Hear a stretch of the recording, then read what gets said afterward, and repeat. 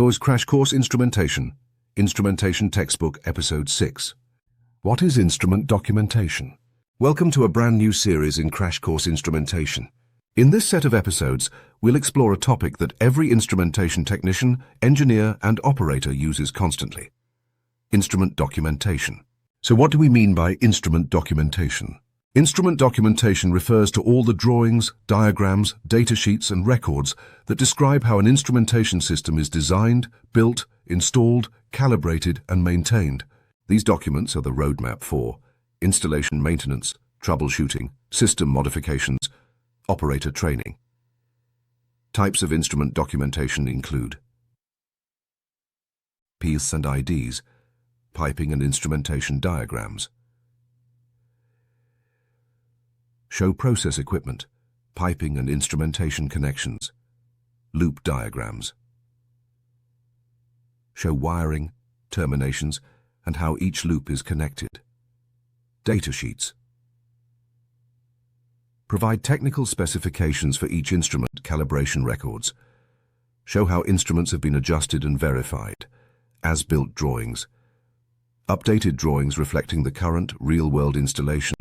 Maintenance logs. Records of service and modifications. Operating manuals. Critical for understanding system operation and unfamiliar processes. A bit of history. In the early days of industrial automation, instrument documentation lived in large paper binders, one for each system. Technicians in the 1960s or 70s might carry heavy rolls of blueprints into the field.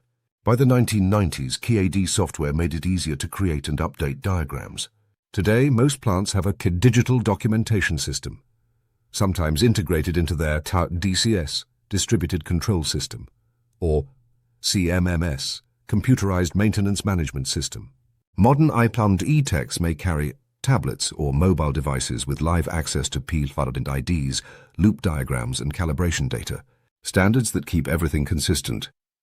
The ISA, International Society of Automation, sets standards for symbols, ISA 5.1 for instrumentation symbols and identification. Documentation format, record-keeping requirements for calibration and maintenance. Using consistent symbols and documentation is vital. If every drawing looked different, troubleshooting would become a nightmare. ISA standards mean a tech from one facility can walk into another and still read the drawings. Why it matters for a technician? Doing your homework up front, studying the documentation before starting work, pays off big.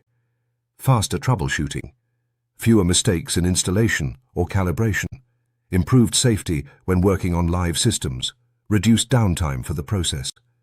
Example, if you're replacing a faulty pressure transmitter, reviewing the loop diagram and datasheet beforehand ensures you know the wiring, signal range, and process limits before even touching a tool. Training manuals and operator knowledge. If you're unfamiliar with a system, an HUT operations training manual is a powerful resource. These manuals often include normal operating ranges, startup and shutdown procedures, alarm responses, safety precautions.